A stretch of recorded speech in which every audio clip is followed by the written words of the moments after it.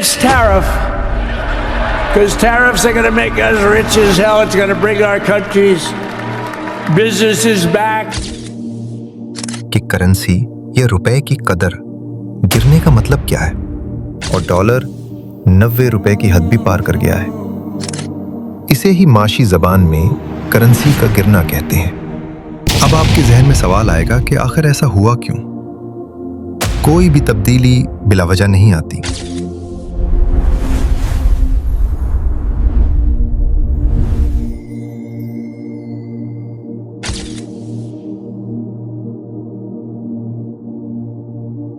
अस्सलाम वालेकुम वरहमतुल्लाहि वबरकातुहू।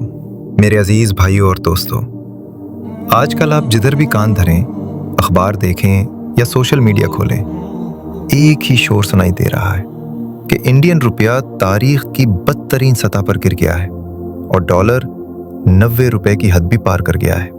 एक आम गरीब आदमी जो सुबह से शाम तक खून पसीना एक करता है, वो शायद ये खबर सुनकर लापरवाही से कह दे कि भाई, मेरा डॉलर से क्या लेना देना, मेरी जेब में तो रुपया है, मैं सब्जी भी रुपए में खरीदता हूँ, दाल भी रुपए में खरीदता हूँ, तो डॉलर महंगा हो या सस्ता मुझे क्या फर्क पड़ता है। आज मैं आपकी खिदमत में यही गलतफहमी दूर करने हाजिर हुआ हूँ। हकीकत यह है कि मौजूदा दौर की मईशत में पूरी दुनिया एक जंजीर की तरह जुड़ी हुई है। अगर जंजीर की एक कड़ी हिलती है तो पूरी जंजीर में इर्तियाश पैदा होता है। ये डॉलर का महंगा होना सिर्फ बैंकों या सीटों का मसला नहीं है, बल्कि ये बराह रास्त आपके घर के दस्तरखान, आपकी सवारी और आपके बच्चों की फीसों का मसला है। आइए आज मईशत की इस मुश्किल गुत्थी को बिल्कुल सादा और आसान मिसालों से सुलझाते हैं। सबसे पहले तो ये समझें कि करेंसी या रुपए की कदर गिरने का मतलब क्या है। देखें, पूरी दुनिया एक बहुत बड़ी मंडी की तरह है। इस आलमी मंडी में लेन देन के लिए हमारा रुपया नहीं चलता, वहां का सिक्का राइजुल वक्त डॉलर है। माजी करीब में जब हमें बाहर से कोई चीज मंगवानी होती थी तो हम अपनी जेब से 38 या 84 रुपए निकाल कर देते थे तो हमें $1 मिल जाता था। लेकिन अब हालात ऐसे हो गए हैं कि इसी $1 को हासिल करने के लिए हमें 90 रुपए से ज्यादा अदा करने पड़ रहे हैं। इसका सादा और साफ मतलब ये है कि हमारी जेब में रखे हुए नोट की ताकत कम हो गई है। चीज वही है, मगर उसे खरीदने के लिए अब हमें ज्यादा मेहनत करनी पड़ रही है और ज्यादा नोट देने पड़ रहे हैं। इसे ही माशी जबान में करेंसी का गिरना कहते हैं। अब आपके जहन में सवाल आएगा कि आखिर ऐसा हुआ क्यों? कोई भी तब्दीली बिला वजह नहीं आती। इसके पीछे 3 बड़ी वजूहात हैं। मैं आपको 3 बहुत ही आसान मिसालों से समझाता हूं। पहली वजह, अमरीकी टैक्स, तिजारत में रुकावट। फर्ज करें आप गांव में कपड़े बनाते हैं और शहर जाकर बेचते हैं। शहर वाले आपके सबसे बड़े ग्राहक हैं। अचानक शहर के दरवाजे पर खड़ा चौकीदार अमेरिका आपको रोक ले और कहे, खबरदार, अब तुम जो कमीज 100 रुपए की बेचते थे, इस पर मुझे 50 रुपए टैक्स दोगे तो ही माल अंदर जाने दूंगा। जाहिर है आपका माल महंगा हो जाएगा और वहां कम बिकेगा। बिल्कुल यही अमेरिका ने हमारे साथ किया है। हमारे सामान पर भारी टैक्स लगा दिया है। जब हमारा माल बाहर कम बिक रहा है तो मुल्क में डॉलर कम आ रहा है, और जब डॉलर कम हुआ तो वो महंगा हो गया। दूसरी वजह, सरमायाकारों का इनखला। ये ऐसे है जैसे आपके मोहल्ले में कुछ अमीर ताजिर कारोबार करने आए हो, रौनक लगी हुई हो। अचानक उन्हें पता चले कि साथ वाले मोहल्ले में मुनाफा ज्यादा मिल रहा है और वहां पैसा ज्यादा महफूज है। वो रातों रात अपनी दुकानें बंद करें और पैसा समेट कर वहां चले जाए। मोहल्ले में वीरानी तो होगी ना। बस यही हुआ है। गैर मुल्की सरमायाकारों ने अपना पैसा इंडियन मार्केट से निकाल लिया है, जिससे रुपए पर बोझ पड़ गया। And then it's tariff. Because tariffs are going to make us rich as hell. It's going to bring our country's businesses back. तीसरी वजह, बैंक की हिकमत अमली। हमारे मुल्क का सेंट्रल बैंक RBI पहले गिरते हुए रुपए को सहारा देता था, जैसे हम गिरती हुई दीवार को लकड़ी का टेट लगा देते हैं। लेकिन अब हालात इतने सख्त हैं کہ بینک نے فیصلہ کیا ہے کہ مصنوعی سہارا دینے کے بجائے روپے کو اپنی اصلی حالت پر رہنے دیا جائے تاکہ حقیقت سامنے رہے۔ اب آتے ہیں سب سے اہم بات کی طرف۔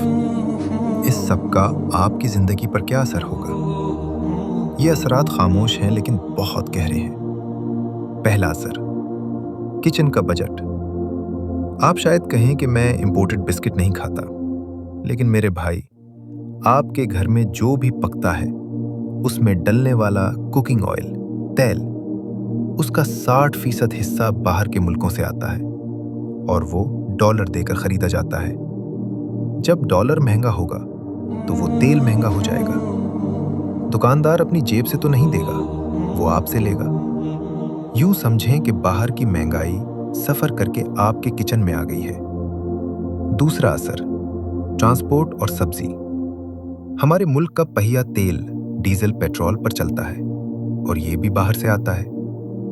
جب ڈیزل مہنگا ہوتا ہے تو منڈی تک سبزی لانے والے ٹرک کا کرایہ بڑھ جاتا ہے۔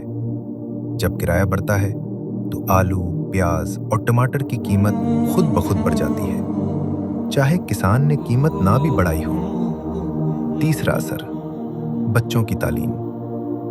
وہ والدین جنہوں نے پائی پائی جوڑ کر خواب دیکھا تھا کہ بچے کو اعلیٰ تعلیم کے لیے باہر بھیجیں گے، ان پر تو پہاڑ ٹوٹ پڑا ہے۔ صرف کرنسی گرنے کی وجہ سے ان کی فیسوں میں لاکھوں روپے کا اضافہ ہو گیا ہے۔ یہ کئی سفید پوش گھرانوں کی کمر توڑنے کے لیے کافی ہے۔ تو اب ایسے حالات میں ہمیں کیا کرنا چاہیے؟ کیا ہم صرف پریشان ہوں؟ نہیں، ایک ذمہ دار شہری اور مسلمان ہونے کے ناطے ہمیں حکمت سے کام لینا چاہیے۔ میں آپ کے سامنے 2 گزارشات رکھوں گا۔ پہلی گزارش، سادگی اور قناعت۔ اسلام ہمیں ہمیشہ میانہ روی سکھاتا ہے۔ اب وقت آ گیا ہے کہ ہم ضرورت اور خواہش میں فرق کریں۔ اخراجات کا جائزہ لیں، غیر ضروری تعیشات اور برانڈز کی دوڑ سے نکل آئیں۔ اگر کوئی چیز باہر کی ہے اور مہنگی ہو گئی ہے تو اسے چھوڑ دیں۔ یاد رکھیں، چادر دیکھ کر پاؤں پھیلانا ہی اصل میں دانش مندی ہے۔ دوسری گزارش، اپنے وطن کی چیزوں سے محبت۔ کوشش کریں کہ میڈ ان انڈیا مصنوعات خریدیں، اپنے ملک کا بنا ہوا جوتا پہنیں، اپنے ملک کا کپڑا استعمال کریں۔ اس سے 2 فائدے ہوں گے۔ ایک تو آپ کا پیسہ آپ کے ملک میں رہے گا اور ڈالر باہر نہیں جائے گا، اور دوسرا، آپ کے اپنے بھائی کا کارخانہ چلے گا اور روزگار محفوظ رہے گا۔ خلاصہ کلام یہ ہے کہ اللہ تعالیٰ رزاق ہے اور وہی حالات کو بدلنے پر قادر ہے، لیکن ہمارا کام تدبیر کرنا ہے۔ موجودہ حالات اس بات کا تقاضا کرتے ہیں کہ ہم اپنی معیشت کو اپنی ضروریات کے مطابق ڈھالیں، فضول خرچی چھوڑیں اور مقامی وسائل پر انحصار بڑھائیں۔ اللہ تعالیٰ ہمارے ملک کی معیشت میں برکت عطا فرمائے اور ہر غریب و امیر کی مشکلات کو آسان فرمائے۔ اپنی دعاؤں میں یاد رکھیے گا۔